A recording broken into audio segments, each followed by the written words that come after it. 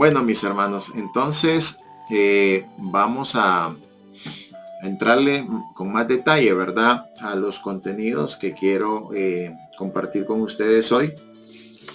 Lo que pasó el sábado pasado, ¿verdad? Con respecto a la temática, en esencia, lo que vimos fue el panorama de la Gran Comisión. Eso es lo que vimos. Prácticamente lo que vimos fueron tres partes de ese panorama de la Gran Comisión. ¿Qué es lo que vimos en ese panorama? Bueno, lo que vimos fue primero el gran comisionador, ¿ya? Jesús, el gran Jesús. Y es bien interesante, yo realmente me sorprendo, hermanos, de cómo el Espíritu Santo, ¿ya? Y gloria sea a Él, a mí me sorprende el Espíritu Santo, su sabiduría, su estrategia de cómo guiaba él a los escritores sagrados, ¿verdad? Porque hay varias cosas que están ahí de Jesús, pero que no, que están implícitamente, porque no están escritas explícitamente, pero están implícitas ahí. Cuando uno hace el trabajo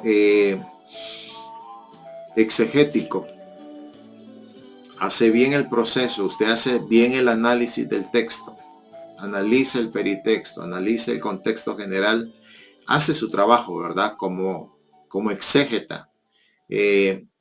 Realmente el Espíritu Santo, hermanos, le da luz sobre todo este tipo de cosas a uno. Porque ahí no se menciona que Jesús es Salvador, no se menciona que Jesús es Maestro, no se menciona que Jesús es estratega, no se menciona que Jesús es Dios, no se menciona que Él es Señor universal, no se menciona que Él es el acompañante, el gran acompañante, no se menciona, pero ahí está. ¿Y quién lo puso ahí? El Espíritu Santo. Cuando guió a Mateo, lo guió para honrar al Hijo, para honrar a Cristo. Y es lo que nosotros vimos, ¿verdad? Cuando leímos el pasaje de Mateo, que dice, pero los 11 discípulos se fueron a Galilea, al monte donde Jesús les había ordenado. Y cuando le vieron, le adoraron, pero algunos dudaban. Y Jesús se acercó y les habló diciendo, toda potestad me es dada en el cielo y en la tierra. Por tanto, id y haced discípulos a todas las naciones, bautizándolos en el nombre del Padre y del Hijo y del Espíritu Santo, enseñándoles que guarden todas las cosas que os he mandado, y aquí yo estoy con vosotros todos los días hasta el fin del mundo. Cuando nosotros hacemos nuestro trabajo exegético, vamos a encontrar varias posibilidades de cómo ordenar la información. Eso a veces se vuelve un poco tedioso en el sentido de que va a absorber más tiempo.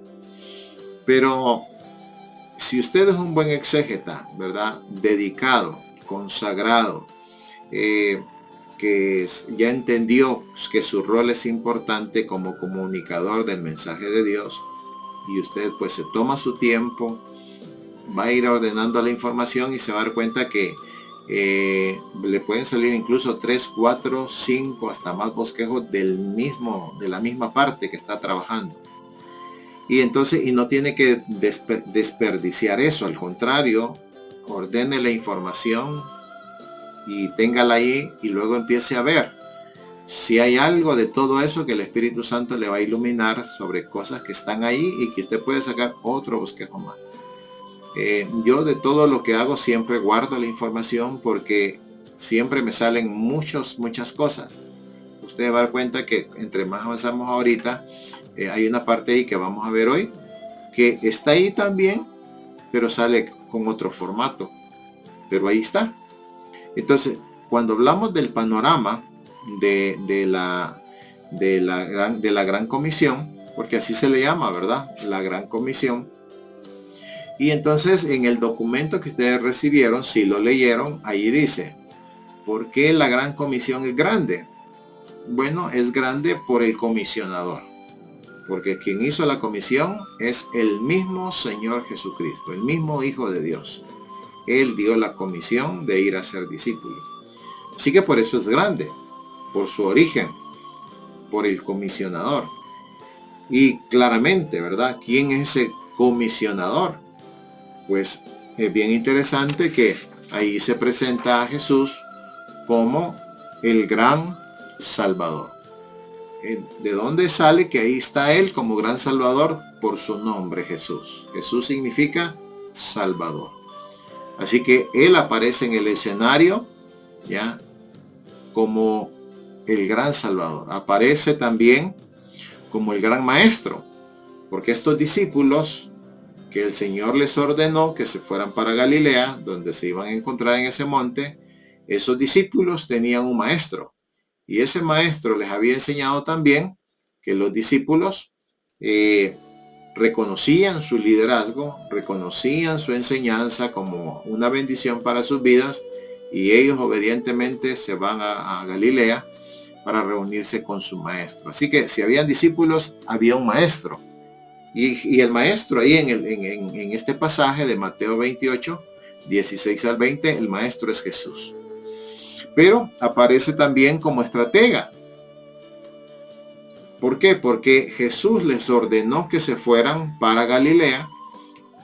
Galilea era conocida como Galilea de los Gentiles. La mayoría de los discípulos eran de esa región.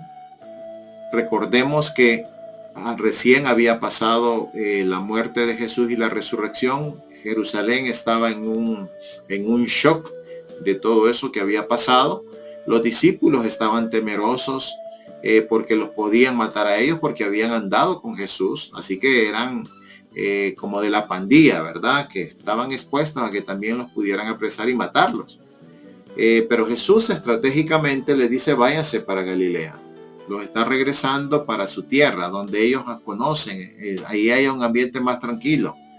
Y cuando están allá, pues Jesús sabe que Galilea es Galilea de los Gentiles, un lugar donde hay mucho movimiento internacional, donde no habían solamente judíos, habían personas que vivían allí y otros que transitaban, que eran de otras nacionalidades.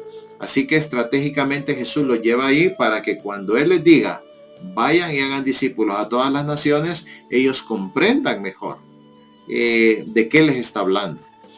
Entonces tenemos que recordar también que los discípulos, por ser israelitas, pues tenían una mentalidad judía, pensando que solo Israel era el pueblo escogido de Dios. Pero ahora el Señor está ampliando y está diciendo: miren, ya no solo es Israel, ahora también todas las naciones. Así que ese pasaje, hermanos, si uno lo mira desde el punto de vista hermenéutico o desde el punto de vista exegético, uno va a encontrar que desde el punto de vista interpretativo, realmente el Señor está dando un mensaje sobresaliente sobre el tema del reino. Ahora el reino ya no solo es para Israel, el reino de Dios es para todo el mundo. Y eso tiene peso porque recordemos que Mateo, cuando escribió el Evangelio, lo escribió para israelitas. Así que aparezca eso ahí y que un israelita haya leído eso ahí, ¿cómo creen que pudo haber reaccionado el israelita? De dos maneras. Como alguien como celoso, ¿verdad? De que ahora ya no había, ¿cómo es eso que Galilea de los Gentiles? ¿Cómo es eso que todas las naciones? Si el pueblo escogido de Dios somos nosotros. Odre viejo, vino viejo. Ahora Jesús está dándole a sus discípulos odre nuevo, vino nuevo, una visión más amplia, una visión nueva de la cosmovisión de Cristo, ¿verdad? Con respecto al mundo. Entonces ahora ellos entienden, pero si ahora un judío, un israelita que hubiera creído en Cristo, al leer eso, ciertamente iba a haber algún tipo de shock, ¿verdad? Pero como está aprendiendo de Cristo, tratando de asimilar qué es lo que está pasando, que tiene que ajustarse él a esa enseñanza de Cristo. Así que estratega Jesús, el gran estratega, ¿ya? Dándoles una misión en un contexto internacional. para que se les facilite entender la visión del reino de Cristo. Lo vemos también como el gran Dios. O sea, todo eso nos presenta Mateo, nos está presentando a Jesús como el Salvador, como el Maestro, como el estratega, como Dios, ¿verdad? Siendo adorado. Y nos lo presenta como pastor. ¿Ya? Eso de que dudaban, algunos dudaban. Algo muy natural siento yo, ¿verdad? Porque todo este tipo, ellos habían visto muchos milagros. Incluso, ¿verdad? Habían visto la resurrección de Lázaro. Pero ver a su propio Salvador resucitado era algo como todavía más novedoso. Y les costaba entender esa parte. Aunque no la digerían bien, les costaba entenderla. Pero lo que es sorprendente en ellos, que a pesar de sus dudas estaban ahí. Obedeciendo a su maestro, estaban con su maestro. Y me llama la atención de Jesús, ¿verdad? Se acercó. ¿Por qué? Es como el caso de Tomás, cuando dice la palabra de que Tomás era incrédulo. Y Jesús le dijo, no seas incrédulo, sino creyente. Y le dijo Jesús, ven y mete tu mano en mi costado, porque un espíritu no tiene carne ni hueso, le dijo. Entonces ya era un cuerpo glorificado, ya no vivía por la sangre, pero era un cuerpo físico, resucitado, glorificado. Y le tuvo que decir a Tomás, y de seguro los que menciona Mateo de que algunos dudaban, entre esos estaba Tomás. Y Jesús se acerca para que se den cuenta que no es un fantasma, que no es un espíritu, sino que es el mismo Señor en cuerpo de carne, en cuerpo de sangre, glorificado, ciertamente ya no viviendo por la sangre, sino ahora por el poder de Dios.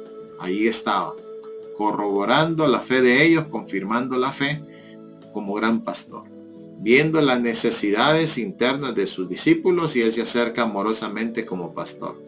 Así que todo eso está ahí. Mateo está presentando a Cristo de esa manera, a través de cómo él escribe estas cosas, pero lo presenta también como el gran Señor universal. Cuando Jesús dice, toda potestad me es dada en el cielo y en la tierra. En el documento que yo les envié, les explico que ahí nos está tratando el tema de la autoridad de Jesús como Dios, porque él como Dios tiene autoridad plena. Pero en este caso, Mateo está presentando a Jesús, está escribiéndolo, este libro, para lectores israelitas, que cuando vean esto se van a dar cuenta de que Mateo lo que está haciendo es presentando, cuando se habla ahí de que toda potestad me es dada en el cielo y en la tierra, él está hablando del Mesías Rey, el Mesías, porque de hecho Mateo está buscando presentar a Jesús como el Mesías prometido, en quien se han cumplido las profecías.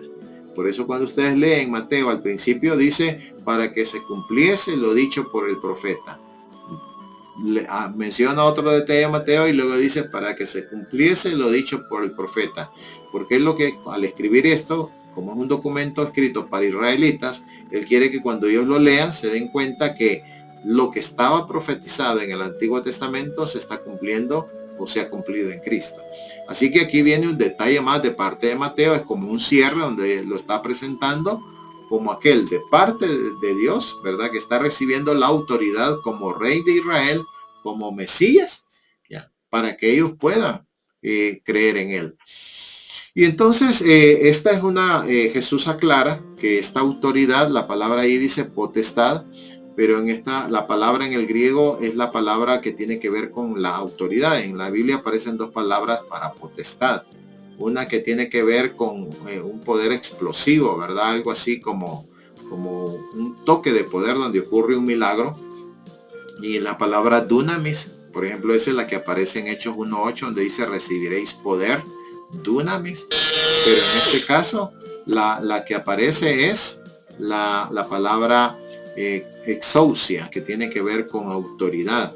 Así que Jesús lo que está diciendo es toda autoridad me ha sido dada en el cielo y en la tierra.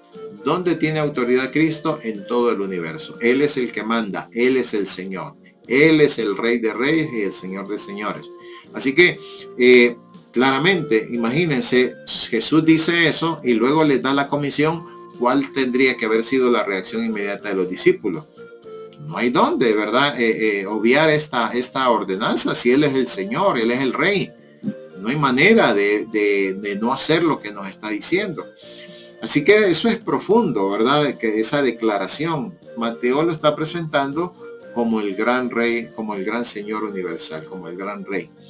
Pero también cierra, ¿verdad? Mateo diciendo, aquí yo estoy con vosotros todos los días hasta el fin del mundo, como el gran acompañante. Maravilloso cómo presenta la cristología.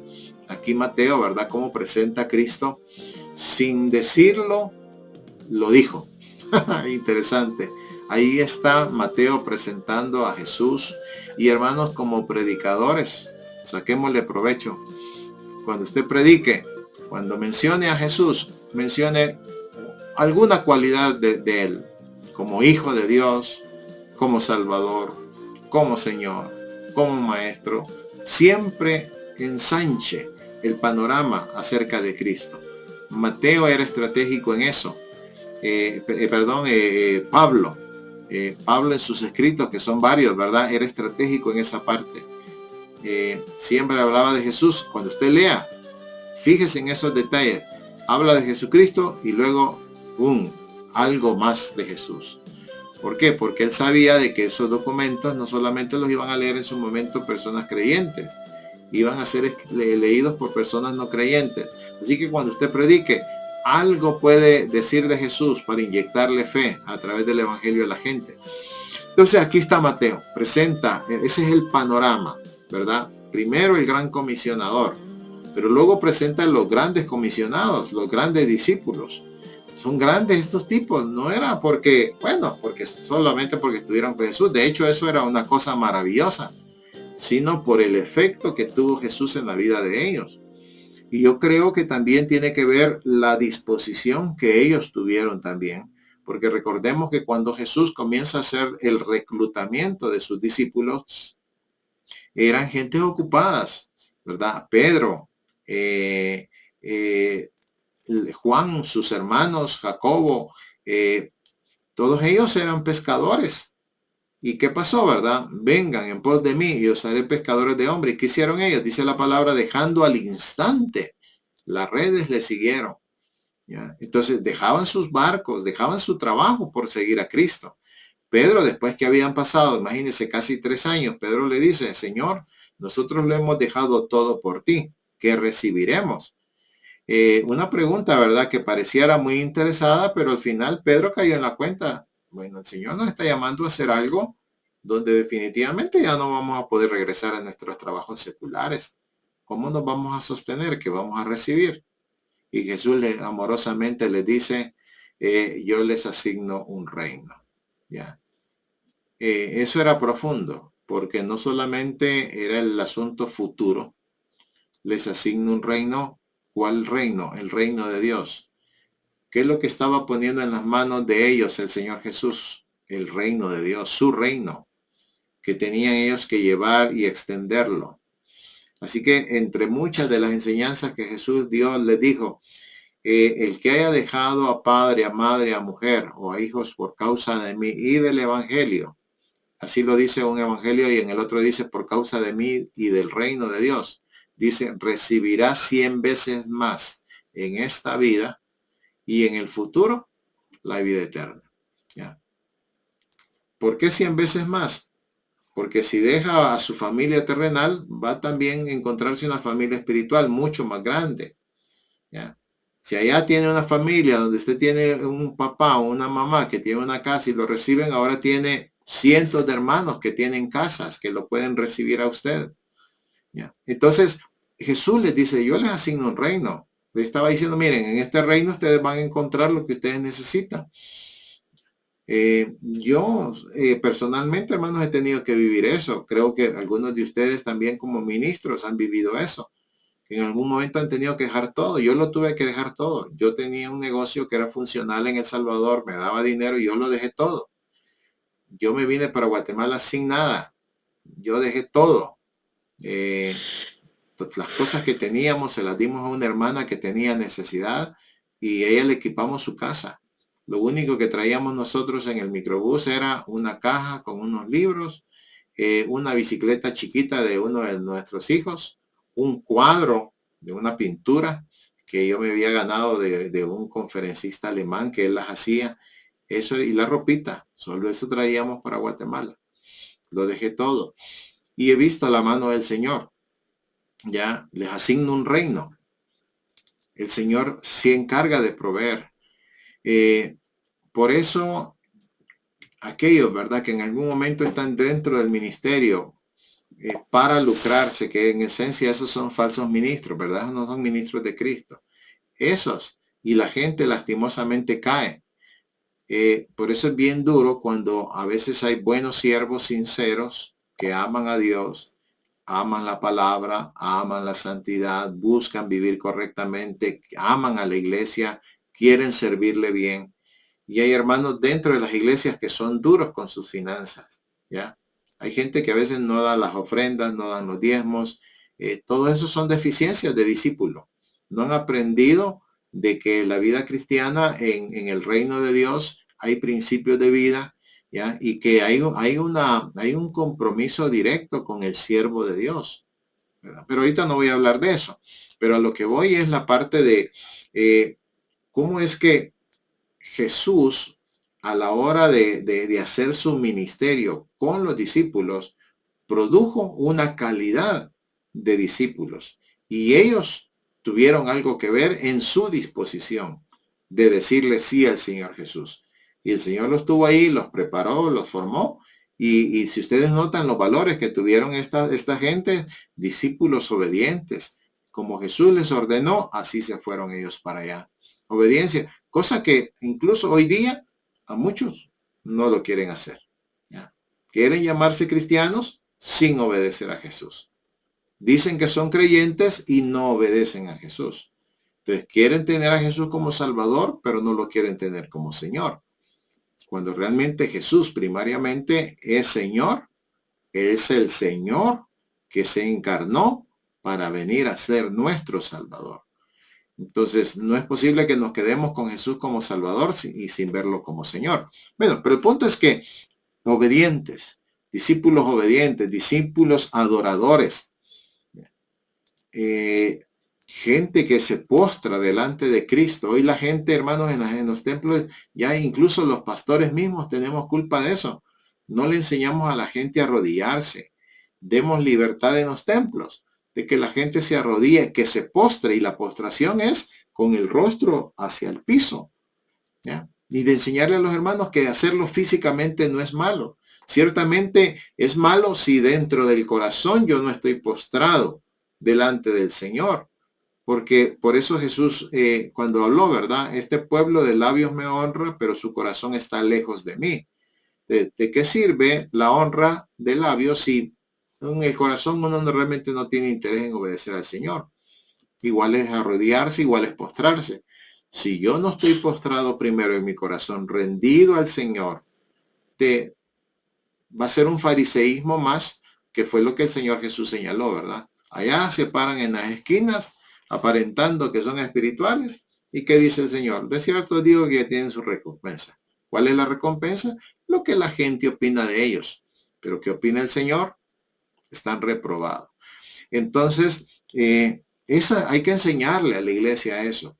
Y nosotros mismos tenemos que ser así, obedientes al Señor, adorar al Señor, tomarnos nuestro tiempo en el día para glorificar al Señor. Cuidemos de eso de no andar en el corre y corre, sino tomarnos el tiempo necesario para estar con el Señor y adorarlo. El otro es el tema de la disponibilidad, ¿verdad? Que a pesar de sus crisis, ahí estaban. A pesar de sus dudas, ahí estaban. Algunos hermanos, a pesar de sus enfermedades, ahí están. Así tiene que ser.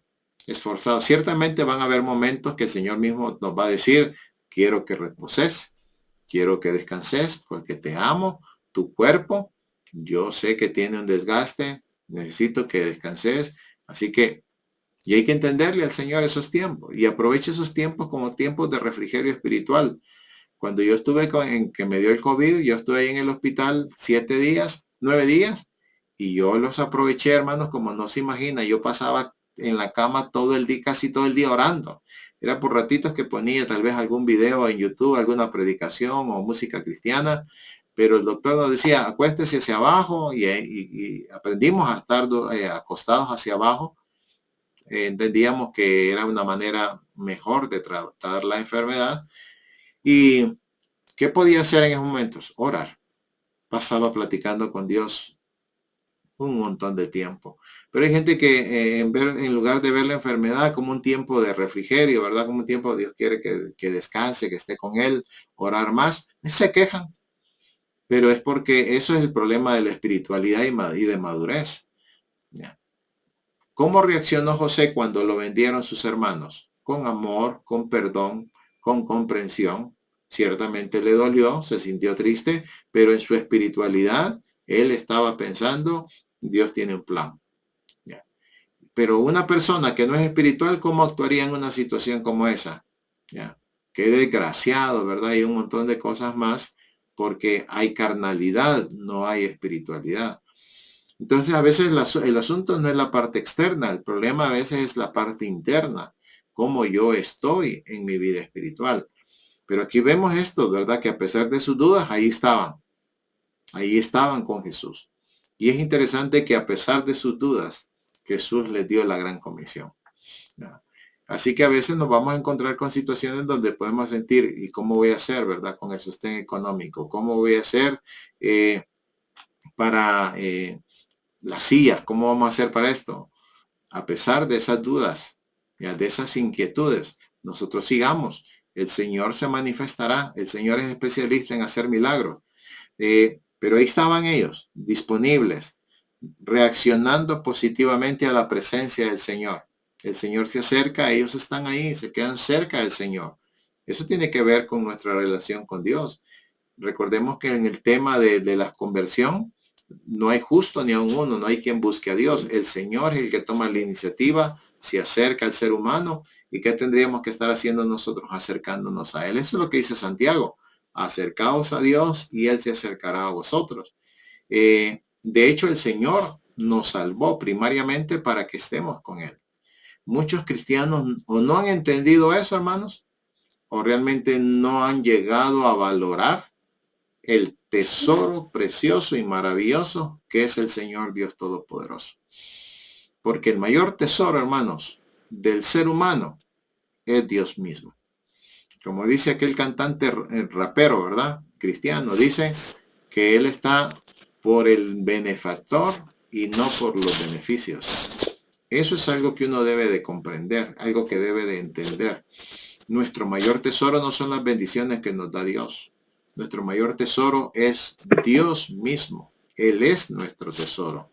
Él es el mayor tesoro de todos. Yo no necesito nada, lo que necesito es a Dios.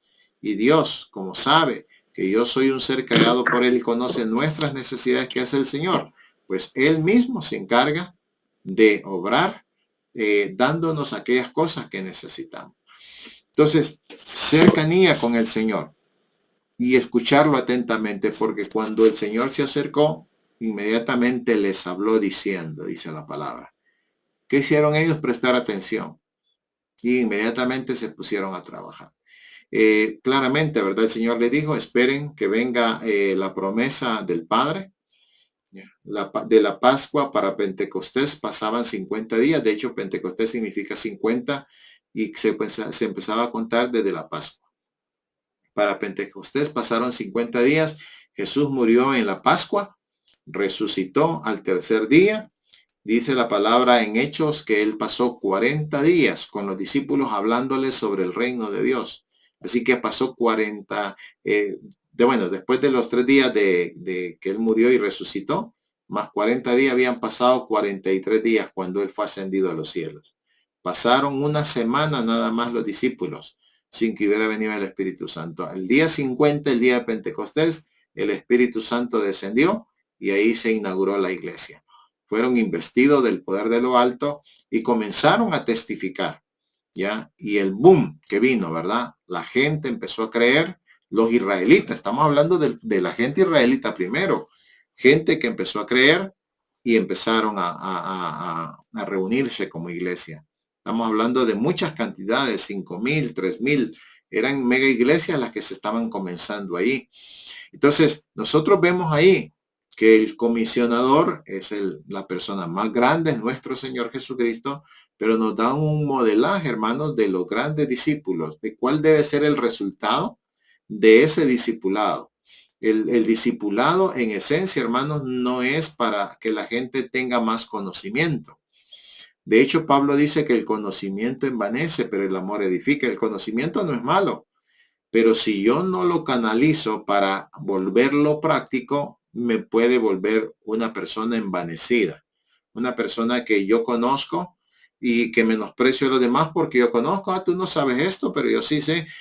Por ejemplo, algo que yo he visto que me ha parecido un poquito fuera de lugar es que algunas personas egresadas de acá en Guatemala, en la capital, salen egresados de los seminarios, de los institutos, y salen como que son la mamá de Tarzán, ¿verdad? Ah, mire, ahora yo soy licenciado en teología, mire, yo soy profesor en teología, o sea, yo sí sé, usted no sabe nada. Esa no es la actitud, ¿ya? La actitud nos preparan para que sirvamos, no para que nos vanagloriemos. Entonces, aquí vemos calidad de personas, ¿ya? Entonces, el conocimiento de la enseñanza discipularia es importante, pero ese conocimiento es para dos cosas. Es para que afiancemos nuestra fe, la entendamos, y la otra es para que la vivamos. Por eso cuando yo hablo del cristianismo, a mí me gusta decir que el cristianismo es una fe práctica, porque es algo que se cree, pero es algo también que se vive. El problema de muchos cristianos, que la verdad yo no sé si son cristianos, es que dicen que son cristianos, pero no se les nota el cristianismo por ningún lado. Ellos creen que se trata solo de creer en Jesús, pero no de seguir a Jesús. Entonces hay un impasse, hay una cosa rara que uno dice, bueno, ¿serán o no serán? Al punto, hermanos, que Pablo, cuando usted mira la primera carta a los Corintios, Pablo dice, a los fieles en Cristo, santificados en Cristo Jesús, llamados a ser santos. O sea, Pablo a la iglesia de Corinto, que era una iglesia eminentemente carnal, eran cristianos malos, esos no eran espirituales, esos eran, que Pablo lo reconoce como cristianos, le llama santificados en Cristo Jesús, llamados a ser santos, pero con una conducta, hermanos, tan fuera de lugar que eso no se les notaba su cristianismo. ¿Ya? Habían hermanos que maltrataban a los otros hermanos y se iban al juzgado a poner una denuncia en contra de sus propios hermanos. Cuando ellos eran los victimarios, se presentaban como víctimas. A la hora de la Santa Cena, habían unos que tenían dinero y otros que no. Eso llegaban, los que tenían dinero llegaban primero, llegaban con su, allá no era la Santa Cena como la hacemos hoy, ¿verdad? Que dan el panito y el vinito. Allá eran cenas literales. Y allá se pegaban sus buenas comidas. Y ahí estaban los ricos comiendo su gran pollo y el otro pobrecito allá con su poquito de comida, y no se miraba el amor por ningún lado. Ya, algunos comenzaban a comer antes que los otros, por eso revise usted a Corintios y se va a dar cuenta que le dice, algunos de ustedes comienzan a comer antes y no esperan a los demás y les dicen, esto no os alabo, porque no se reúnen para bendición, sino para comer juicio, por la falta de amor. No entendían que era el cuerpo de Cristo, que ahí hay muchas cosas implícitas sobre el tema del cuerpo de Cristo. Ellos no lo entendían. Y si lo entendían, estaban actuando sin amor. El tema de los dones espirituales, hablaban en lenguas. Y eso lo usaban como para mostrarse espirituales, ¿verdad? Como superiores que los demás. Cuando realmente Pablo les dice, miren, ustedes no lo hacen por amor, lo hacen por vanidad. Y les dice Pablo, yo les muestro un camino más excelente, que es el amor. Otro caso que presenta Pablo, el caso de un hombre viviendo con la mujer de su papá, lo más seguro que era su madrastra. ¿Ya? Y así otros casos. Y Pablo le dice, santificados, llamados a ser santos. Por lo menos si les dice eso. Pero cuando escribe la segunda carta, Pablo como que entra en dudas y les dice, miren, examínense si están en la fe. O sea, porque su cristiano, ustedes no les nota su cristianismo. Entonces, esos detalles del conocimiento tienen que ser llevado a la práctica. Si usted nota en el pasaje de Mateo 28, cómo va cerrando el pasaje. Jesús dice, enseñándoles que guarden todas las cosas que os he mandado. O sea, hay dos mandatos ahí que los dos son prácticos. Uno es la enseñanza es para que guarden. Guardar, ¿a qué se refiere? A practicar. Ya, no solamente haya guardado en la mente, como va, y ahí lo conozco y ya estuvo. Aquí guardar en la Biblia se refiere a practicar, pero note a lo que se refiere Jesús. Después dice, las cosas que os he mandado. O sea, hay mandatos del Señor, cosas que Él dijo que se tienen que hacer, eso se tiene que hacer. Entonces, vemos nosotros al comisionador, ¿verdad? Que fue el que formó a estos discípulos, les delega una comisión y vemos la calidad del producto. Nosotros tenemos que ir detrás de eso, ¿ya? No quedarnos con el creyentismo, ¿verdad? Aquellos que solamente asisten como que asistieran a una misa evangélica, porque hoy, hermanos, muchos cristianos, si realmente son cristianos, ¿verdad? Porque pueden haber pseudo cristianos, falsos cristianos, llegan al templo, hermanos, creyendo que es una misa evangélica. Dicen, bueno, yo ya fui el domingo, ya cumplí. Igual que pensaba un católico antes. Y su forma de vivir en el transcurso del año, del día, perdón, los días siguientes. Mire, hermano, le voy a contar una cosa que me pasó a mí una vez. En una iglesia que yo estaba pastoreando, pues yo tenía, normalmente uno tiene los números de teléfono de la mayoría de los hermanos en la iglesia y en su momento, pum, me cae una llamada al teléfono. Yo, aló, sí, bueno, vi el nombre y que Dios la bendiga, hermano. No me contestaron, pero yo sí oía la voz de la hermana. Hermanos, qué vergüenza. Usted hubiera oído la forma en que esa persona hablaba, qué boca más sucia. Una persona hablando cosas, pero sucias, sucias, hermano. Lo que pasó fue que a ella se le activó el teléfono. Ella no me estaba llamando, sino que ¡pum!, se le activó el teléfono y estaba en su contexto de trabajo. Y ahí me di cuenta que realmente, hermanos, solo tenía una fachada. Una fachada de cristiano. Es lo que Jesús les dijo a los fariseos, ¿verdad? Sepulcros blanqueados. Porque solo tenían la apariencia de santidad, pero no la tenían. ¿Qué les dijo? Por dentro ustedes están llenos de huesos, ¿verdad? Muertos. Hermanos, notan la diferencia de lo que es discipulado y lo que es, digamos, como que un ministerio tradicional, donde a veces no estamos viendo esa calidad de personas en muchos de los hermanos. Hay que reconocer, porque no voy a ser extremo tampoco, hay que reconocer que en la iglesia hay muchos hermanos maravillosos, luchadores en la fe, que buscan vivir santamente. Y a estos hay que asociarnos con ellos, ¿verdad? Y tomarlos en cuenta, porque son gente que están allí para realmente vivir la vida cristiana, amar al Señor y todo lo demás. Pero aquí vemos, ¿verdad?, los resultados. Y en ese panorama viene el Señor y les dice, bueno, ustedes que yo soy el maestro, ustedes que han sido mis discípulos, yo les voy a dar una tarea. Y esta es la parte, hermanos, que a mí me llama la atención, cuando ya llega a la parte de la misión. Está la gran comisión, es grande por el comisionador, es grande por los discípulos, gente que no eran solamente creyentes, realmente eran discípulos. Habían creído, pero habían también entendido que se trataba de aprender, porque un discípulo significa eso, se trataba de aprender a ser como su Salvador, como su Maestro, ¿ya? Buscando aprender cómo ser como Cristo. Y entonces a esos que se habían comprometido a ese nivel, el Señor Jesús les da la tarea, les da la gran misión, ¿ya? Y la misión es hacer discípulos. Pero aquí, hermanos, quiero que vean algo relevante. Cuando el Señor Jesús les dice, vayan y hagan discípulos, ¿verdad? Les dice que vayan, que bauticen, y luego les dice enseñándoles. Pero mire el cambio. Miremos primero a Jesús. Jesús es el maestro que toma unos discípulos, unos aprendices. ¿Qué iban a aprender? Conocimiento, sí, pero ¿para qué? Para practicarlo. ¿Qué iban a aprender de Jesús? Su modelaje de vida, porque Jesús es la palabra viva, ¿ya? El verbo hecho carne. Él es el que vive la palabra.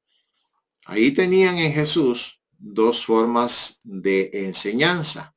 La enseñanza viva, ¿verdad? Y la enseñanza oral. Ellos estuvieron recibiendo eso de Jesús, pero ahí estaba el maestro. ¿Y en qué condición estaban ellos en ese momento? Como discípulos. ¿Cuánto tiempo pasaron ellos con Jesús? Lo más seguro, los 3 años de ministerio de Cristo.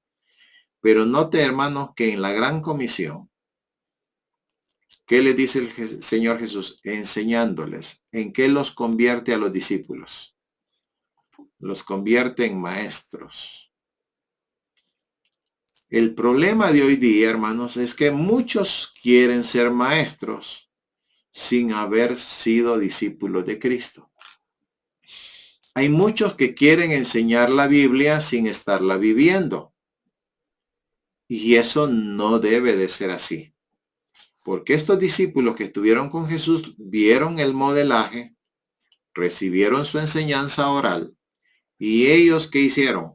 Comenzar a aprender cómo ser como Cristo. Cuando Jesús ya no estaba en el escenario, dice la palabra que reconocían que los discípulos habían estado con Jesús. ¿Por qué lo reconocían? ¿Solo por lo que enseñaban? Yo creo que era más también por lo que ellos vivían. Entonces, eso, hermano, ya tiene que ver con nosotros. Porque si nosotros queremos enseñar la palabra de Dios, nosotros tendríamos que asegurarnos si realmente somos discípulos de Cristo. Si hemos sido discípulos de Cristo. Si realmente hemos tomado decisiones en el pasado que nos han llevado al punto de decir, yo quiero dejar el pecado, yo quiero vivir consagrado a Dios, yo quiero agradar al Señor, yo quiero aprender cuál es la voluntad de Dios para mi vida. Yo creo que los discípulos de Cristo pasaron por esos momentos, donde tomaron decisiones, resoluciones en su vida. Y eso lo llevó a esa relación cercana con Cristo, estar con Él, comer con Él, orar con Él, ir a hacer el ministerio juntos. Y allá estuvieron aprendiendo cómo se hacía el ministerio. De tal manera que absorbieron la visión de Cristo. Cuando el Señor les da la misión, ellos entendían de qué les estaba hablando. Pero miren en qué los convirtió el haber estado con Cristo. Los convirtió en maestros. ¿Y qué tenían que hacer estos maestros ahora, hermanos? Hacer discípulos. Reproducir el ciclo. Cristo con los discípulos, el maestro con los discípulos. Ahora estos discípulos habían madurado, se habían desarrollado, estaban definidos con Cristo, claramente con sus imperfecciones de carácter, pero definidos por Cristo. Ahora era una nueva generación. Ahora ellos eran maestros y tenían que levantar otra generación de discípulos. ¿Y qué iba a pasar con esos discípulos de los apóstoles? Pues iban a convertirse en su momento en maestros que iban a formar otra generación de discípulos. Y pasó la historia hasta el año 2025, que estamos nosotros.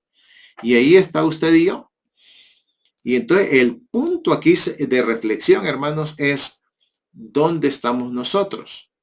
Si nosotros estamos en el creyentismo, como esos corintios, ¿verdad? Donde realmente no se miraba el cristianismo en sus vidas, o estamos en la etapa del discipulado, en la etapa de ser discípulos de Cristo.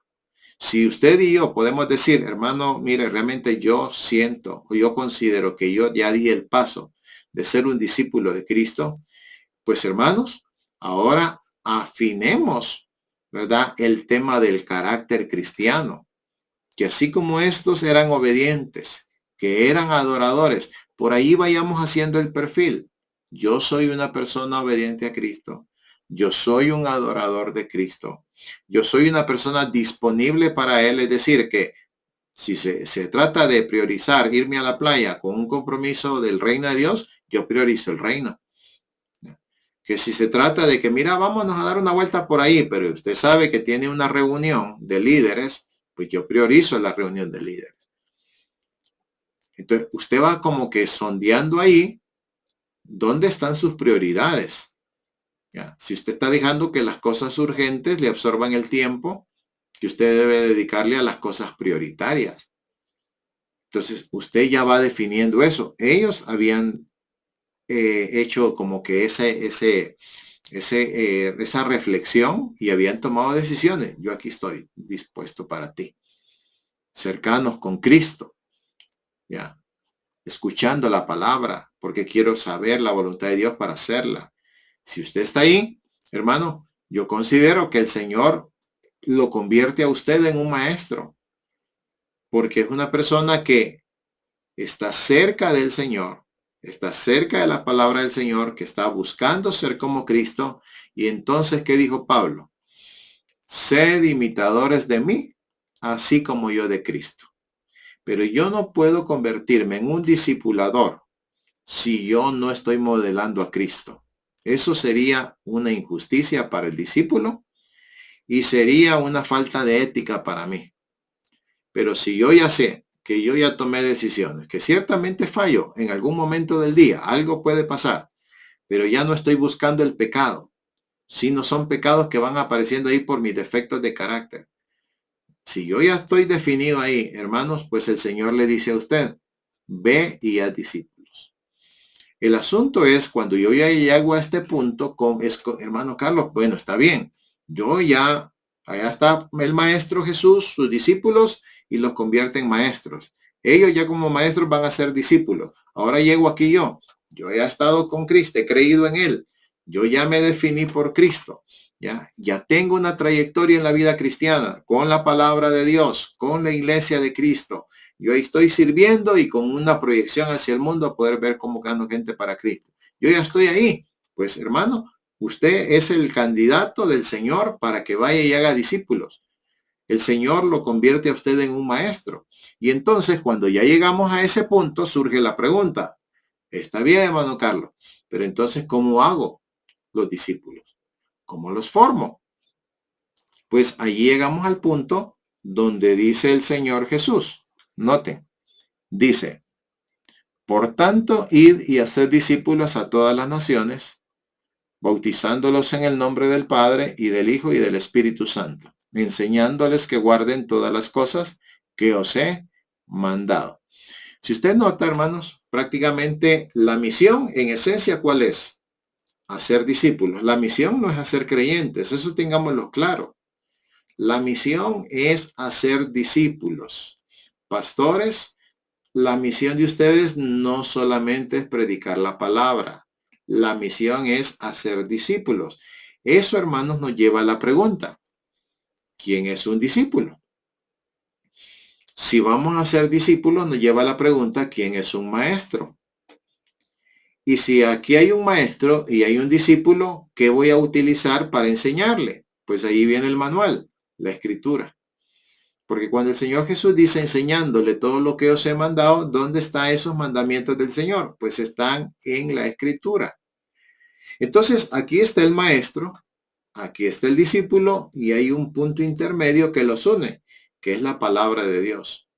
Claramente, ya aclaramos que no solamente es la enseñanza en sí, digamos, verbal, sino que la misma vida del maestro va a impactar la vida del discípulo. Así que es una enseñanza vivencial y es una enseñanza escritural. Ahora, yo me dio la curiosidad, ¿verdad? Y por eso lo escribí aquí, se lo voy a mencionar. Porque busqué el concepto de maestro y encontré algunas definiciones muy interesantes. Porque busqué primero maestro cristiano y luego busqué el concepto de maestro discipulador. Y fíjense, se lo voy a leer para que miren las ideas que encontré. Por ejemplo, lo que sería la definición de un maestro cristiano. Y busqué definiciones, hermanos, de personas que han escrito materiales y que son doctos en estas materias. Por ejemplo, Howard Hendricks Él es del Seminario Teológico de Dallas, que se dice que ese seminario es la mamá de Tarzán, ¿verdad? En preparación de siervos. Y miren lo que él escribió. El maestro cristiano es un comunicador de la verdad divina, llamado a transformar vidas, no solo a transmitir información. Bien relevante. Porque muchas veces los programas que existen en las iglesias, que a veces son programas de discipulado, lo que están dando es información, información, información. ¿Y cómo se cerciora usted que esa persona está siendo transformada en su carácter? Porque probablemente esté dándole información mental, pero si esa información no está llegando al carácter, entonces hay algo que está pasando ahí que no está bien. El maestro cristiano tiene que buscar que haya una transformación en la persona. Bueno, esa es una definición. Otra definición. Lawrence Richard, él es teólogo y educador cristiano. Él escribió, el maestro cristiano es un facilitador, guiado por el espíritu, que ahí estamos hablando ya de espiritualidad, ¿verdad? Del maestro, que ayuda al creyente a descubrir, comprender y aplicar la palabra de Dios en su vida. Eso es relevante. Descubrir, comprender y aplicar la palabra de Dios en su vida. Porque si no se aplica la palabra, la gente no cambia. La gente no se parece a Cristo. De nada sirve decirle, hermano, la palabra de Dios dice que el hombre debe amar a su mujer. Va, ya le dijo eso. Ahora, ¿cómo? Ahí viene la aplicación, que usted como predicador tiene que decirle, usted como pastor tiene que decirle a la gente, ¿cómo? Llévela a comer. Ahí viene la práctica. Sáquela a comer una vez al mes si no tiene para sacarle una vez a la semana. No se lleve a los hijos, solo llévesela a ella. Llévele un ramo de flores una vez al mes. Cuando esté enferma, llévela al médico. Cuando tenga dolores en su espalda, hágale un masaje. Práctica. ¿Ya? Entonces, no solo le decimos qué hacer, sino cómo hacerlo. Bueno, ahí va el cambio. Ahí viene la transformación. Ahora, si la persona no lo hace, el problema no está en usted como maestro. El problema está en él como discípulo, porque entonces solo sería un alumno y no un discípulo. Porque el alumno recibe la información, pero no la integra. Pero cuando ya la integra, entonces se convierte en un discípulo, porque él realmente está aprendiendo a vivir lo que se le está enseñando. Otro definición de quién es un maestro cristiano, Lois Libar dice, el maestro cristiano, bueno, de hecho esta es una mujer, es una educadora cristiana. Ella dice, el maestro cristiano es un instrumento de Dios que coopera con el Espíritu Santo para desarrollar discípulos conforme a Cristo a través de la enseñanza bíblica. Note, discípulos conforme a Cristo, que se parezcan a Cristo. ¿A través de qué? De la enseñanza bíblica. Entonces, la enseñanza bíblica no va orientada a que la persona conozca más de la Biblia, ya, creyente cebolla, sino que sean personas que ese conocimiento lo lleven a la práctica de tal manera que se parezcan más a Cristo. Eso fue con respecto a la definición de maestros cristianos. Pero cuando busqué la definición de maestros discipuladores, también buscando de gente conocedora de la materia, es decir, buscando de autores que tienen autoridad en estas temáticas, Robert Coleman, por ejemplo, hermanos, y si pueden comprar ese libro, cómprenselo. Se llama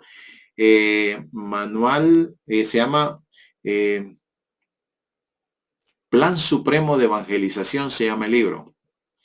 Con ese libro comenzamos el trabajo discipulario nosotros con el hermano José Parada, mi pastor.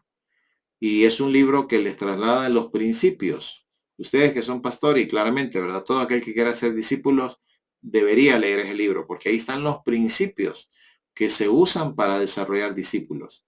Pues Robert Coleman, él dice en este libro, dice así, el maestro discipulador es un mentor espiritual, ¿verdad? Es alguien que está cerca, un asesor, un consejero, un mentor espiritual, que guía, intencionalmente a otros hacia una madurez cristiana integral en un proceso de aprendizaje relacional y responsable. En otras palabras, ya no es solo del púlpito y la gente allá, no, aquí hay una relación cercana. ¿Saben qué nos dijo mi pastor hace muchos años? Cuando nos estaba hablando del discipulado, nos dijo, mi pastor José Parada dijo, ¿saben cuál es el problema del por qué muchos pastores no hacen discípulos? Es porque no quieren que conozcan su forma de vivir, porque no sirve. Así lo dijo él. Porque dijo, en el púlpito se pueden poner a predicar, la gente escucha y se va, pero nadie se mete con la vida del pastor. Pero el discípulo, cuando el pastor hace discípulos, dijo él, sabe que sus discípulos van a ser cercanos y lo van a llegar a conocer como él vive en su casa. Y ahí se pueden dar cuenta si realmente él es un discípulo de Cristo, dijo él, o realmente es un farsante. Eso hermanos, ahora, ¿verdad? Que ya pasaron los años, ya en aquel momento era muy joven, han pasado los años, uno se da cuenta mucho de esa realidad. Yo me acuerdo de un anciano, hermanos, de una iglesia, que me contó que él llegó al templo, a la par estaba en la casa pastoral y de repente oyó que se oían, que estaban cayendo, ¿verdad? Cosas de lata ahí en la casa pastoral. Resulta que había una baranda que conectaba directamente al patio ahí y pues, ¿qué es lo que estaba pasando? Se estaban sonando el pastor y la esposa del pastor. Estaban volando las cacerolas de un lado para otro. ¿Qué se puede modelar en una situación así? ¿Ya? Entonces, no puede, ahí ya no vamos a formar discípulos, ahí vamos a deformar lo poco que ya tengan de discípulos. Entonces, el tema de ser discípulos tiene que ver conmigo como maestro, que yo realmente ya ordené mi vida. No le voy a decir que en los hogares pastorales no van a haber tensiones. En todo hogar existen tensiones. Por eso yo hablo de que la esposa del pastor debería de participar en las capacitaciones para que haya un mismo sentir, un mismo pensar. Que la esposa del pastor entienda lo importante que es ella en la vida del ministerio del pastor. Yo les conté el otro día que a veces hay pastoras, esposas de pastores, ¿verdad? Que parecen así como que fueran instrumentos del diablo. Y lo dije con todo respeto, ¿verdad? ¿Por qué? Pero lo digo también con entendimiento. Porque he conocido esposas de pastores que le han dicho, no, a veces no le ayudan a su pastor, a su esposo en su intimidad. ¿Y qué terminan diciéndole a su esposo, sabiendo que él es el pastor de la iglesia? ¿Sabe qué le dice? Anda, buscate otra mujer, hombre. Anda, metete con una ramera y cosas como esas. ¿Cómo es posible que la esposa de un pastor le diga eso, sabiendo que ese es un hombre de Dios, que se esmera por vivir santamente, que tiene a cargo una congregación de Dios? Pero entonces, extremos, ¿verdad? Y les podría contar de muchos casos que yo he llegado a conocer. Entonces, por eso es que la familia pastoral debe de estar en sintonía, porque tienen un impacto profundo en la vida de la iglesia, donde vamos a formar gente que se va a parecer a Cristo, no solamente gente informada, sino gente transformada.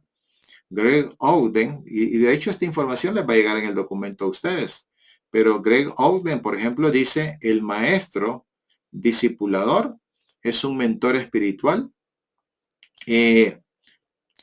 Perdón, el otro. Él dice el otro. El maestro discipulador es aquel que, siguiendo el modelo de Jesús, invierte su vida en otros con el propósito de formarlos para que a su vez formen otros. O sea, es una cadenita, ¿verdad? Invierto mi vida en esta persona para que esta persona también invierta su vida en otro y así vaya una cadena de gente que vaya apareciendo hacia Cristo. Así que, pero comienza con el maestro. ¿Ya? Otra definición, Bill Hull, Dice, el maestro discipulador es un formador de discípulos que enseñan la palabra, acompaña la transformación del carácter y modela una vida que otros puedan imitar. Así que esas son definiciones de maestro, pero entonces luego surge, ¿verdad? Bueno, entonces, ¿quién es un discípulo? Bueno, si discípulo es un aprendiz, ¿verdad? Porque por ejemplo, la palabra que usa ahí Jesús en el griego es la palabra matetes, ¿ya? Matetes, pero ya se traduce al español como aprendiz. ¿Pero aprendiz de qué? ¿Ya? ¿Aprendiz de conocimiento? Pues lo que vemos ahí no es eso. Es un aprendiz, es alguien que está aprendiendo a ser como Jesús. Ese es un discípulo. Y eso no se le va a olvidar. De hecho, ahí van a ir implícitas algunas definiciones que yo tengo en el documento que les va a llegar a ustedes en base a lo que yo he tenido que aprender sobre quién es un discípulo. Yo, por ejemplo, aquí dentro de la información que les voy a mandar, tengo quién es un creyente. Bueno, un creyente es una persona que oyó el Evangelio, ¿verdad? Por el Evangelio, el Espíritu Santo le produjo fe y pudo la persona aceptar que Jesús es el Hijo de Dios. Que siendo el Hijo de Dios, ¿verdad? Estando en esa condición, que habiéndose encarnado y sin dejar de ser Dios, estando en la condición de hombre, nunca pecó y por lo tanto no merecía la muerte. Cree que Cristo murió en la cruz, llevando los pecados de la persona, ¿verdad? No los pecados de él, porque él nunca pecó, pero él muere por los pecados de los pecadores. ¿Ya? Que fue sepultado, que resucitó, que está vivo, ¿ya? Y que por cuanto está vivo, él quiere vivir en el corazón de esa persona. ¿Qué hace la persona que cree? Lo recibe. Y habiéndole recibido, entonces nace de nuevo. Se le da potestad de ser hecho hijo de Dios. Nace de nuevo. El Espíritu Santo mira que esa persona ya tiene a Cristo, muy bien, ya tiene el boleto, ya tiene la potestad, te puedo hacer un hijo de Dios. ¡Pum! Viene el Espíritu Santo y le hace nacer de nuevo. Su espíritu, que estaba muerto en delitos y pecados, ahora vive. Ahora hay una nueva criatura dentro de uno. ¿Ya? Vengo a vivir una vida espiritual, una vida del espíritu, adentro mi espíritu. Llega a vivir y ahora comienzo a crecer. ¿Ya? Pero ese es un creyente. Pero hasta que ese crecimiento, ¿verdad? No llegue a un punto en donde dice Pablo, ¿verdad? En Efesios de que conformes a la imagen de Cristo, ¿ya? Entonces, Él es la medida de nosotros, porque aquí está Cristo como el hermano mayor y nosotros aquí estamos pequeños, pero nosotros tenemos que crecer a la medida de Cristo, llegar a su estatura, ¿ya? A una madurez donde yo cuando llego aquí, pues ya me parezco a Cristo. Amo como Cristo, pienso como Cristo, siento como Cristo, valoro como Cristo. Ya. Me relaciono con las personas como lo haría Cristo. Entonces, eso es ya la diferencia entre un creyente y un discípulo. El creyente es alguien que solamente aceptó por fe que Jesús es el Hijo de Dios y aceptó que Cristo murió por él. Pero el discípulo es alguien diferente, es alguien que se comprometió a crecer, es alguien que está aprendiendo a ser como Cristo, al punto que llega un momento en que él se parece mucho a Cristo. Yo no sé si a usted le ha pasado, pero lo que dice Pablo, ¿verdad? Se siente el olor a Cristo. Hay pastores que se les nota que como que ahí hay algo, ¿verdad? Que uno dice, ahí hay presencia de Dios en la vida de este hombre. Se parecen a Cristo. Está el poder de Cristo ahí. Y eso es lo que hacia eso tenemos que crecer nosotros. Ahora, yo mencioné por lo menos, el sábado pasado yo mencioné cuál es la diferencia entre un creyente y un discípulo. Pero bien, les voy a dar todavía unas otras definiciones de quién es un discípulo. Por lo menos de las que yo he escrito, yo tengo esta. Un discípulo es un creyente en Cristo Jesús que está aprendiendo a ser como Cristo. Tratando de buscar una definición sencilla, pero que relevante. Otra definición que yo tengo es un discípulo es un creyente en Cristo Jesús que se ha comprometido a crecer, a la semejanza de Cristo y está dando los pasos bíblicos para lograrlo. Porque de nada sirve que yo me comprometa a ser como Cristo, pero si no estoy haciendo nada para ser como Cristo, tengo que dar los pasos. ¿Y cómo? Bueno, ahí están los principios de la Biblia, ¿verdad? Que yo tengo que estar buscando vivirlos. ¿Quién es un discípulo? Es uno que ha creído en Cristo y está aprendiendo de un maestro o mentor cristiano de su vida y su enseñanza. ¿Cómo se vive la vida cristiana para ser semejante a Cristo Jesús? Esa es la meta, ser como Cristo. La meta no es el conocimiento, la meta es la transformación de vida, semejante a Cristo. Bueno, ahí ya le va la nota sobre Matete, es verdad que es aprendiz, y anexo va, un discípulo es una persona creyente que está aprendiendo a ser como Cristo. Está creciendo a la semejanza de su Salvador. Somos llamados a creer en Cristo, pero también a crecer en Cristo, con la meta de llegar a ser más como Cristo. Note que el énfasis está en como Cristo, como Cristo. Luego encontré otras definiciones de otros autores. Por ejemplo, Dallas Willard, él es un filósofo cristiano, y él dice, un discípulo es alguien que ha decidido estar con Jesús para aprender de él cómo vivir su vida, tal como Jesús viviría la suya. Dietrich Bonhoeffer, este es un tremendo teólogo, hermanos. Él vivió en la época de Hitler. Quien lo mató fue Hitler, porque lo confrontó, porque él era un líder de cristiano en esa época, con todas las... de hecho, Bonhoeffer es el autor de un tema que se llama la estupidez.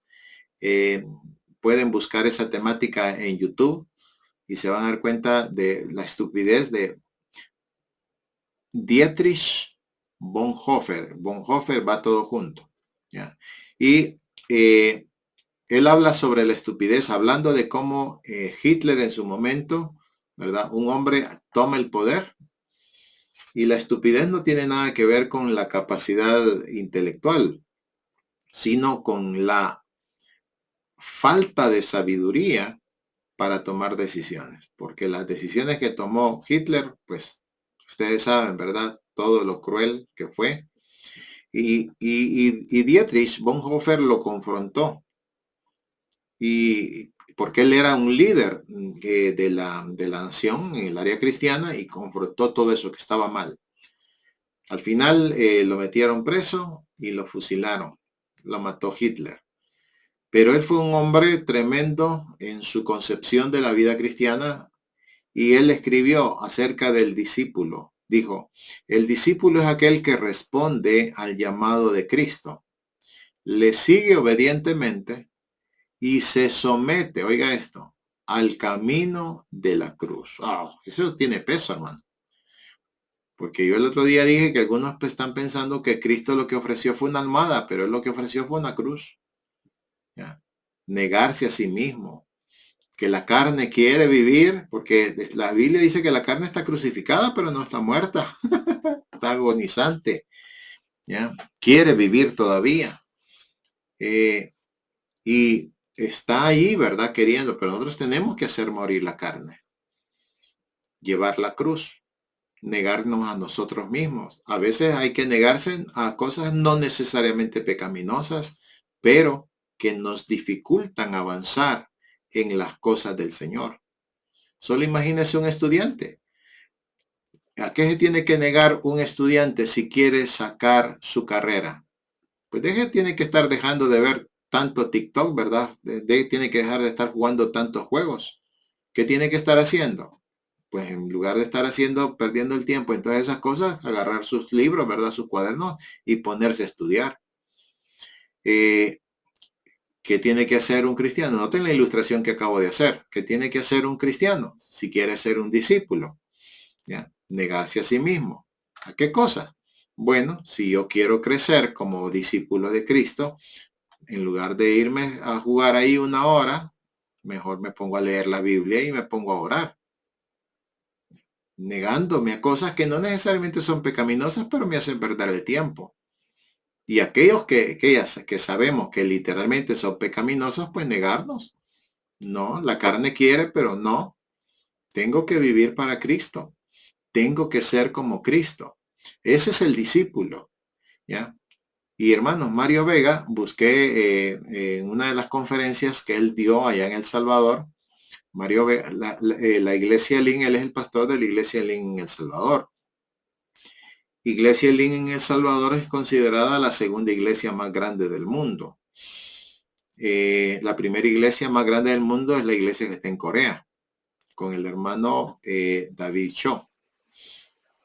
Pero la iglesia Elim del Salvador ha crecido a tal punto que ellos tienen miles de gentes. Ya, yo creo que andan ya por el millón de gentes. Pero el punto es que en la definición que da Mario Vega de un discípulo, él dice, discípulo es un seguidor comprometido con Jesús. O sea, no es un seguidor de Jesús que luego se compromete, sino que es un seguidor de Jesús, pero que también asumió un compromiso con Jesús. Y dice que está creciendo intencionalmente para ser más como Él. Que está creciendo intencionalmente para ser más como Él. Y luego le anexa extendiendo su misión. O sea, aquí estamos hablando del carácter de la persona, ¿verdad? En relación con Cristo. Cristo es su modelo, de Él aprende. Él está comprometido a crecer a esa semejanza de Cristo, pero anexo está la misión. Cristo asignó una misión, la misión de hacer discípulos. Entonces, aquí está mi maestro, yo soy su discípulo y ahora me reproduzco en otros, ¿verdad? El mismo modelo que presenta Jesús. El maestro, el discípulo que se convierte en maestro para hacer otros discípulos. Así que noten que las dos cosas, hermanos, van de la mano. Entonces, si yo voy a ser un discipulador, yo tengo que perfilarme como un maestro. Porque primero, pues ya entendimos, ¿verdad? Que soy discípulo de Cristo. Pero ahora el Señor me manda a ser discípulos a mí. Si yo voy a ser discípulo, pues entonces yo voy a ser un maestro.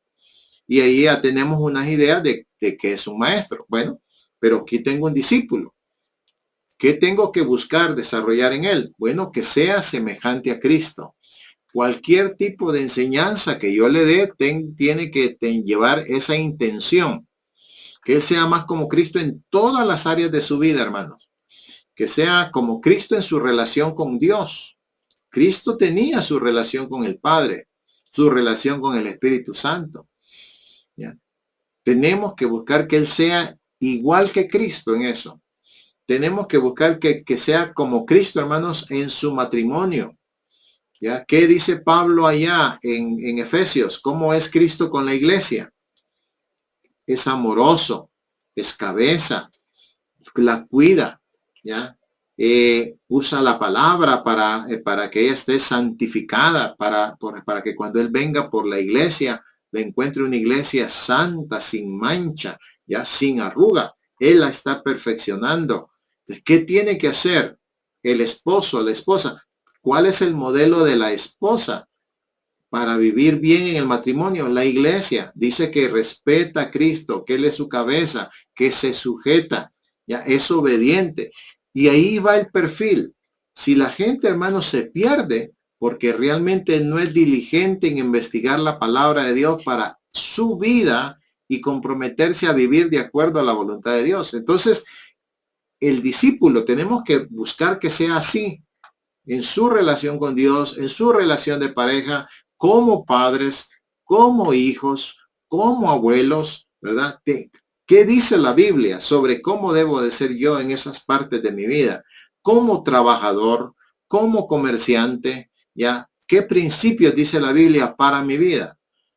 Y ahí va uno, hermano. Como hermano en la fe, ¿cómo debe ser mi ministerio en la iglesia? Y yo buscando como discípulo, ¿verdad? Obedecer eso, pero claramente si yo soy el maestro que está buscando formar discípulos, entonces yo tengo que saber cómo era Cristo y qué dice la Biblia sobre todos esos perfiles de conducta de la vida cristiana. Entonces, hermano, noten que al final el Señor dice enseñándoles que guarden lo que os he mandado. Y ahí vamos a cerrar la reflexión de hoy. ¿Con qué parte? Hermanos, cuando dice el Señor, lo que os he mandado, nosotros podemos verlo desde dos puntos de vista. Uno es con el tema de, bueno, hay un montón de mandatos del Señor. De hecho, yo busqué ahí, solo estoy trabajando el documento, porque busqué cuáles fueron los mandatos del Señor Jesús. Y hermanos, wow, son un montón. Es un montón de mandatos. Pero solo le voy a poner un ejemplo, ¿verdad? De un mandato del Señor. Dice, no juzguéis para que no seáis juzgados. Ese es un mandato. Ya. Vaya. Pero cuando usted ya madura en el Señor, va entendiendo todo esto del Señor, el asunto de los mandatos, hermanos, sabe que en el Evangelio, hablando de nuestro sistema en el que vivimos los cristianos, en el Evangelio, no hablando de los evangelios, ¿verdad? Sino el Evangelio como un concepto donde hay un sistema de vida para todos los que somos cristianos, para todos los que somos evangélicos. En ese sistema de vida hay principios de vida, y esos principios de vida son los mandatos que el Señor dio, tanto los que dio Cristo como los que los discípulos del Señor, ¿verdad?, escribieron en sus cartas, porque al final recordemos que ellos estaban reproduciendo lo que el Señor les había enseñado. Así que ese cúmulo de mandatos son los principios de vida, hermanos, para los ciudadanos del reino de Dios. Usted no tiene que estar esperando llegar al cielo para ir a vivir allá esos principios.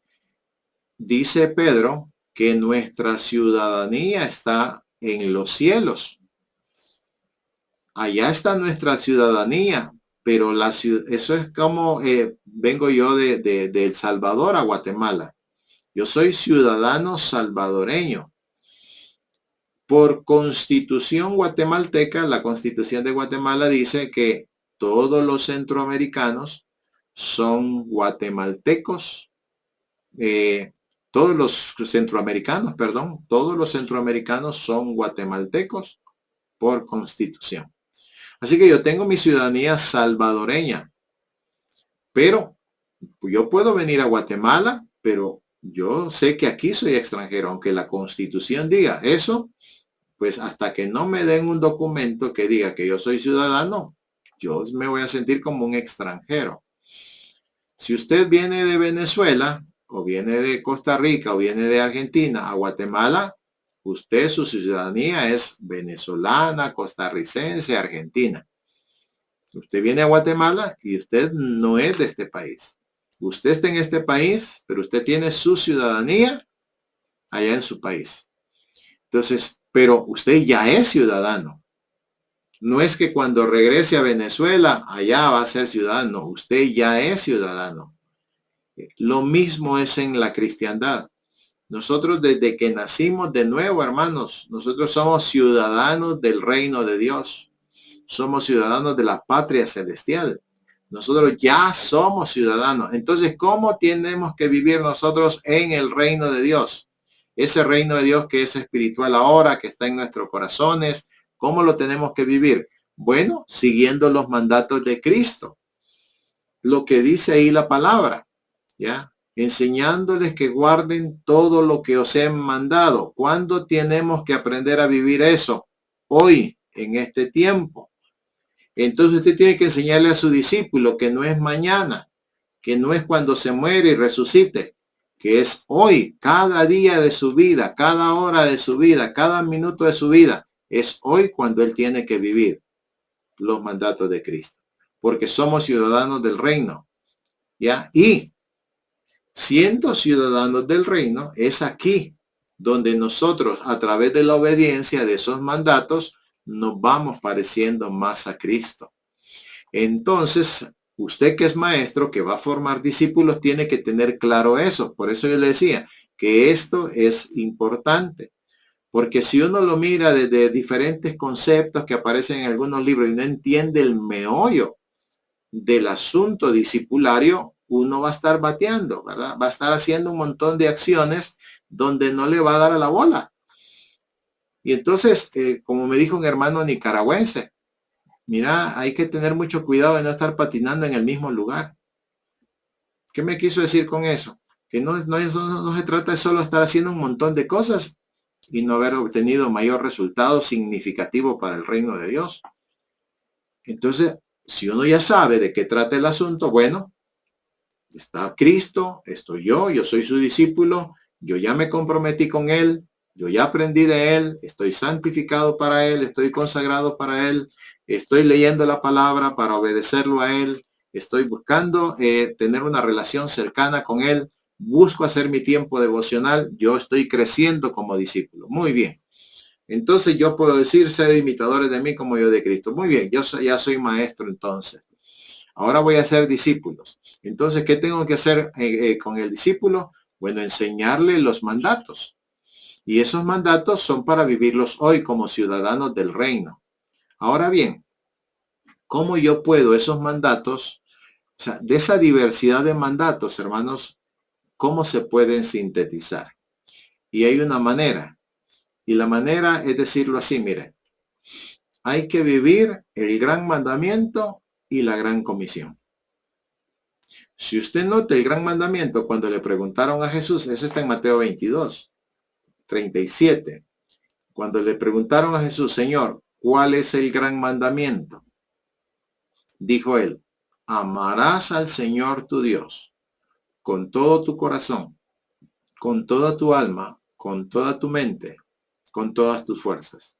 Y el segundo, ojo con esto, el segundo es semejante, es decir, es un gran mandamiento también. El segundo es semejante. Amarás a tu prójimo como a ti mismo. El gran mandamiento. Ahora vayámonos a la gran comisión. ¿Qué dijo el Señor Jesús en la gran comisión? Vayan y hagan discípulos. ¿Cómo? Yendo, ¿ya? A todas las naciones. Hay que ir. Eso habla de evangelismo. Bautizándolos en el nombre del Padre, del Hijo y del Espíritu Santo. Eso habla de integrarlos, de compañerismo, integrarlos al compañerismo de la iglesia local. Y luego dice enseñándoles que guarden. Eso habla, hermanos, de discipulado. Analícelo usted. Ahí yo, por ejemplo, les puse ahí, por ejemplo, que de ahí es donde sale el concepto de propósito, de formar discípulos con propósito. Porque en el gran mandamiento, hermanos, y la gran comisión, ahí en esencia se encuentran 5 propósitos. Por ejemplo, en el gran mandamiento, donde se habla de amar al Señor con todo el corazón, hermanos, ese es el propósito de la adoración. ¿Qué hace una persona que ama a Dios? La adora. Se lo voy a ilustrar así. Yo muchas veces hablo, pero no digo, miren, esta es una ilustración y todo eso, pero siempre voy metiendo ilustraciones, pero se lo voy a ilustrar así. ¿Ha oído usted la frase que le dice un hombre a su mujer? Le dice, eres mi adoración. ¿O ha oído alguna mujer o ha sabido de un caso de una mujer que le diga a su marido, sos mi adoración? ¿O ha oído usted a papás que le dicen a sus hijos, sos mi adoración? Mis hijos son mi adoración. Así oí de un pastor un día, estaba predicando y dice, mis hijos son mi adoración. Hermanos, ¿qué es lo que quieren decir con eso? Que lo aman con todo el corazón, que lo aman profundamente, ¿ya? Que están dispuestos a hacer cualquier locura por esa persona. ¿Y qué hemos hecho nosotros por Cristo? ¿Ya? Abrazamos la locura de la predicación. Creímos en Él. Lo amamos a Él. ¿Ya? ¿Y cómo le expresamos ese amor, hermanos? Adorándolo. ¿Ya? Rindiéndonos a Él como hicieron los discípulos cuando lo vieron. ¿Ya? Usted sabe que un perro loco lo que hace cuando llega el jefe es sale corriendo y se le tira encima, ¿verdad? Pero hay perros que son respetuosos. Salen corriendo, pero bajan su cabecita, ¿verdad? Y mueven la colita. ¿Qué hicieron estos discípulos? No actuaron como esos perros locos. Al verlo, se postraron y adoraron, porque lo amaban. Le estaban demostrando que Él era el todo para ellos. ¿Ya? Eso es propósito. Vivir para adorar a Dios, vivir para glorificar a Dios. Cuando yo doy el curso de crecimiento para los pastores, cuando toco el tema de iglesia con propósito, ahí profundizo todo eso sobre el tema de los propósitos. Ya desde antes de la creación, la historia de la creación, la historia de Israel, la historia de la iglesia, ahí profundizo todo ese tema del propósito, para que el pastor sepa bien claro cuáles son los propósitos de la iglesia y en base a eso sepa cómo tiene que trabajar todo esto. Pero el punto aquí, hermanos, es que esos mandatos del Señor se pueden resumir en esos dos. Esos dos contienen todos los demás mandamientos. Amar al Señor es adoración. Amar al prójimo, hermanos, ¿cómo usted le muestra a su prójimo que lo ama? Se lo demuestra a través de su servicio. ¿Ya? Una esposa que ya dejó de amar a su marido, ya no le sirve bien. Revise usted la mujer, la de Proverbios 31, la mujer virtuosa. Dice la Biblia que la mujer a su marido, dice, le da ella bien y no mal. ¿Ya? Cuando yo he predicado ese texto, le digo a las mujeres, ¿qué le da bien la mujer a su marido? Todo. Le da bien su comidita, le da bien su cariño, ¿ya? Le da bien su ropita planchadita. ¿Y qué termina haciendo el marido, según la Biblia, en ese pasaje? Dice que la elogian. Le dice el Señor a los hijos, denles del bien de ella. O sea, lo que ella ha sembrado, ella tiene derecho a cosechar, la mujer virtuosa. Pero por eso hay que ser escriturales para poder uno conocer todo eso y teniendo el conocimiento bíblico, uno saber cómo tiene que comportarse con cada persona. ¿Ya? Pero, ¿cómo yo le puedo servir, mostrarle el amor a una persona a través del servicio? Comience usted con el Señor. ¿Cómo le puede mostrar usted a Dios que lo ama? Sírvale. ¿Ya? ¿Cómo le puede mostrar usted a su cónyuge que le ama? Sírvale. Tiene un dolor de cabeza, sírvale dándole una aspirina, tan sencillo como eso. ¿Ya? Que tiene un dolor en su espalda, sírvale haciéndole un masaje. Que fíjate que me duelen los pies, sírvale. Si el matrimonio es maravilloso, si se hacen las cosas que se tienen que hacer. Yo por eso voy ya el otro año con la escuela de discipulado, ya digamos, ya más local aquí en Guatemala. Voy con todo eso. Que sean prácticos. Voy detrás del discípulo personal, voy detrás de las familias con propósito y voy detrás de una iglesia con propósito. Entonces, esto del propósito, mis hermanos, amar al Señor es adoración, es el propósito de la adoración. Y eso es un tema amplio, ¿ya? Pero aquí por lo menos ya tenemos los puntos de referencia. Amar al prójimo es el servicio. Ir y hacer discípulos a las naciones. Ir a las naciones. Eso es evangelismo, hermano. Es lo de Marcos 16:15. Ir por todo el mundo y predicar el evangelio. Así que ahí está el evangelismo. Bautizándolos. Eso habla de la comunión, del compañerismo, porque lo que usted tiene que hacer cuando la persona ya creyó es que tiene que buscar integrarla a la iglesia local. ¿Ya? ¿Y qué hay en la iglesia local? Pues comunión, la comunión del Espíritu. Ahí somos una familia, somos la familia de Dios. Entonces ahí está el propósito de la comunión o del compañerismo. Y cuando dice enseñándoles, allí ya es el mero meollo, hermanos, del discípulo. Porque ahí es a través de la enseñanza donde vamos a formar a un discípulo. Pero ¿qué tenemos que enseñarle? Pues el gran mandamiento y la gran comisión. ¿Qué va a hacer el discípulo? Pues va a vivir el gran mandamiento y la gran comisión. Y entonces, ¿qué va a hacer el discípulo? Un discípulo con propósito. Entonces voy a cerrar así. Bueno, si vamos a formar discípulos con propósito, quiere decir que el maestro tiene que ser un maestro con propósito. Y fíjense, hermanos, que el Señor Jesús, el maestro de maestros, fue el que lo modeló. Cuando en Juan 17, todo esto va documentado, les va a llegar a ustedes. En Juan 17, hermanos, cuando el Señor Jesús habla con el Padre, allí Jesús reveló que él fue un maestro con propósito. Él vivió esas 5 cosas. Él vivió la adoración, él vivió el servicio, él vivió el evangelismo, él vivió el compañerismo y él vivió el discipulado. ¿Y saben en qué frase se nota que él vivió así? En que él dice, yo te he glorificado en la tierra. ¿Qué propósito es ese? Adoración.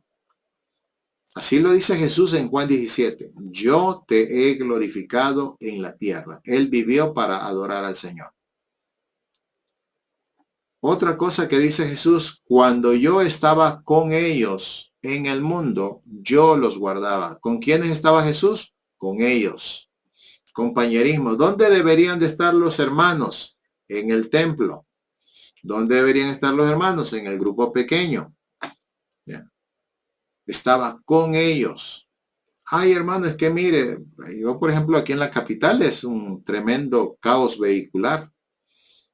Aquí tenemos que ser muy ingeniosos para que la gente llegue a los templos. Entre semana es bien difícil. ¿Ya? Pero ¿dónde deben de buscar estar los hermanos lo más que se pueda? Con los hermanos. Y de ahí tienen que surgir diferentes estrategias para que puedan estar los hermanos juntos. Jesús estaba con ellos, eso era compañerismo, él comió con ellos, durmió con ellos, viajaron juntos, eso era comunión, disfrutaron la fraternidad cristiana.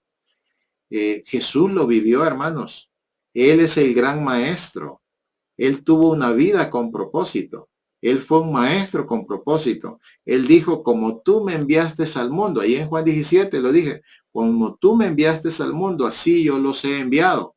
¿Y qué dijo Jesús ahí en Marcos? Él había venido no para ser servido, sino para servir. Así que él vivió el servicio y mandó a sus discípulos a que sirvieran a la gente. En el evangelismo, Jesús dice, he manifestado tu nombre a los hombres. ¿Por qué? Porque él es el camino que estaba llevando a los hombres hacia Dios. Él quería que conocieran al Padre. Nosotros los traemos primero a Cristo porque Cristo es el camino para llevarlos al Padre. ¿Ya? Pero eso es evangelismo. Así que él vivió eso. Las palabras que me diste les he dado, dijo Jesús. ¿Qué es eso? Eso es discipulado, darles la palabra. Él hizo adoración, él hizo compañerismo, hizo servicio, hizo evangelismo, hizo discipulado. Y el mayor gesto, hermanos, de evangelismo, él lo vivió en la cruz. El mayor gesto de discipulado, él lo vivió en la cruz. ¿Ya? Porque cuando estaba allí muriendo, ustedes saben que estaba muriendo por atraer a las personas hacia Dios. Y ahí estaba mostrando el ejemplo mayor del discipulado. Una entrega completa a Dios para hacer específicamente lo que Dios ha dispuesto. Entonces, Jesús, el gran maestro, nos dio el modelo. Él es el maestro con propósito. Y entonces, lo que yo les decía, ¿cómo voy a cerrar? Y entonces, ¿qué sería un maestro con propósito? Entonces, un maestro con propósito, hermanos, es uno que ha creído en Cristo. Eso es evangelismo. Un maestro con propósito es uno que se ha integrado en una iglesia de Cristo. Es decir, nadie puede estar pensando en hacer discípulos si no está integrado en una iglesia local. Compañerismo, comunión.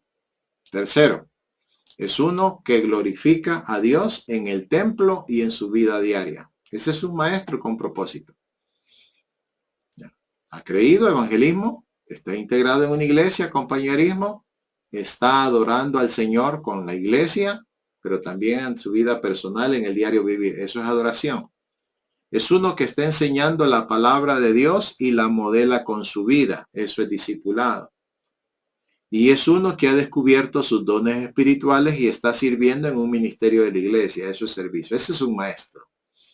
¿Ya? Está integrando en su vida los 5 propósitos. Y entonces, ¿qué va a buscar producir él? Pues va a buscar un discípulo con propósito. ¿Qué sería un discípulo con propósito? Bueno, un discípulo con propósito, hermanos, es un convertido a Cristo. porque no puede ser discípulo sin ser convertido. Es un convertido a Cristo, eso es evangelismo. Es uno que es miembro de una iglesia de Cristo, eso es compañerismo. Es uno que adora a Dios de manera personal y congregacional, eso es adoración. Es uno que está creciendo de forma intencional en su vida espiritual para ser como Cristo, eso es discipulado. Y es uno que está sirviendo en la iglesia de Cristo. Eso es ministerio o servicio. Hermano, realmente el trabajo, yo lo que les decía, ¿verdad? ¿Dónde está el concepto de propósito? ¿Dónde está escondido? En los mandatos. Porque ahí está el gran mandamiento y la gran comisión. Entonces, ¿cuál es nuestra misión? Nuestra misión, hermanos, es formar discípulos con propósito.